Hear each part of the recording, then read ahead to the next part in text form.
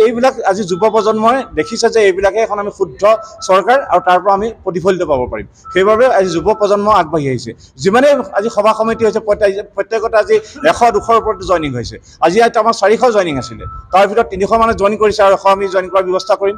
গতিকে প্ৰত্যেক দিনাই আমাৰ জইনিং হৈছে। আমাৰ নৰেন্দ্ৰ মোদী ডাঙৰীয়া, মুখ্যমন্ত্ৰী ডাঙৰীয়া আৰু যোৰহাটৰ বিধায়ক হিতেন্দ্ৰ নাথ গোস্বামী ডাঙৰীয়াৰ নাম ল'ব লাগিব। তেখেত এজন সৎ বিধায়ক। তেখেতৰ নেতৃত্বত যোৰহাটৰ যথেষ্ট উন্নয়ন হৈছে।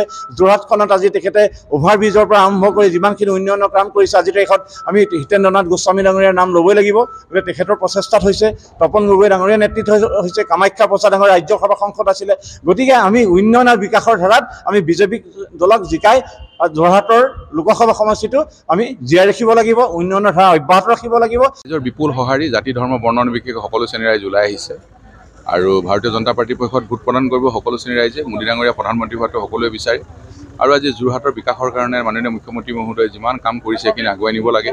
আজি তিতাবৰ বিকাশৰ কাৰণে কাম চলি আছে, আজি তিয়ক, আজি মৰিয়নি সকলো সমষ্টিৰ বিকাশৰ কাৰণে কাম চলি আছে। এই যোগদান পৰ্ব চলি থাকিব, কাৰণ এতিয়া আমাৰ ভাৰতীয় জনতা পাৰ্টীৰ নীতি আদৰ্শৰ প্ৰতি আকৃষ্ট হৈ কংগ্ৰেছ দলৰ পৰা আমাৰ মানুহ সদায় আহি আছে আৰু এইটো পৰম্পৰা চলি থাকিব। এইটো আমি অব্যাহত ৰাখিম। আমাৰ মাননীয় অসমৰ মুখ্যমন্ত্ৰী ডক্টৰ হিমন্ত বিশ্ব শৰ্মা ডাঙৰীয়াৰ নেতৃত্বত আমাৰ যোৰহাটত আগন্তুক 5-6 বছৰৰ যি উন্নতিৰ খাতিয়ান দাঙি ধৰিছে, তাত অভিভূত হৈ আমি সকলো এই যোগদান কাৰ্যসূচীত অংশগ্ৰহণ কৰিবলৈ অতি উৎসাহেৰে আগবাঢ়ি আহিলোঁ।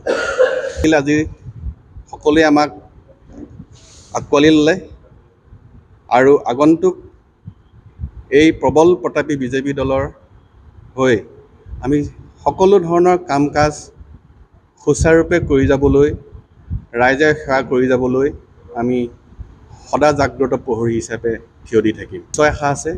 এইখিনি আমাৰ তেনেই ঘৰৰ ওচৰে পাজৰে থকা মোৰ সৰুৰ পৰা একেলগে ডাঙৰ হোৱা ল'ৰা ছোৱালী, বন্ধু বান্ধৱ, দাদা ভাইটি আছে। কিন্তু আমি যেতিয়া কাম কৰিম তেতিয়া হয়তো এই 300-350ৰ পৰা হয়তো 3000, তাৰপিছত 30,000 বা 3 লাখলৈও ইয়াৰ বৰ্ধন হোৱাৰ পূৰ্ণ সম্ভাৱনা আছে। এইবিলাক আজি যুৱ প্ৰজন্মই দেখিছে যে এইবিলাকে এখন আমি শুদ্ধ চৰকাৰ আৰু তাৰ পৰা আমি প্ৰতিফলিত পাব পাৰিম। সেইবাবে আজি যুৱ প্ৰজন্ম আগবাঢ়ি আহিছে। যিমানেই আজি সভা সমিতি হৈছে প্ৰত্যেকতে আজি 100-200ৰ ওপৰত জইনিং হৈছে। আজি আমাৰ 400 জইনিং আছিলে, তাৰ ভিতৰত 300 মানে জইন কৰিছে আৰু 100 আমি জইন কৰাৰ ব্যৱস্থা কৰিম। গতিকে প্ৰত্যেক দিনাই আমাৰ জইনিং হৈছে। আমাৰ নৰেন্দ্ৰ মোদী ডাঙৰীয়া, মুখ্যমন্ত্ৰী ডাঙৰীয়া আৰু যোৰহাটৰ বিধায়ক হিতেন্দ্ৰ নাথ গোস্বামী ডাঙৰীয়াৰ নাম ল'ব লাগিব। তেখেত এজন সৎ বিধায়ক।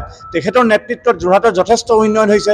যোৰহাটখনত আজি তেখেতে অভাৰব্ৰিজৰ পৰা আৰম্ভ কৰি যিমানখিনি উন্নয়নৰ কাম কৰিছে, আজিৰ তাৰিখত আমি হিতেন্দ্ৰ নাথ গোস্বামী ডাঙৰীয়াৰ নাম ল'বই লাগিব। গতিকে তেখেতৰ প্ৰচেষ্টাত হৈছে। তপন গগৈ ডাঙৰীয়াৰ নেতৃত্ব হৈছে। কামাখ্যা প্ৰসাদ ডাঙৰীয়া ৰাজ্যসভা সাংসদ আছিলে।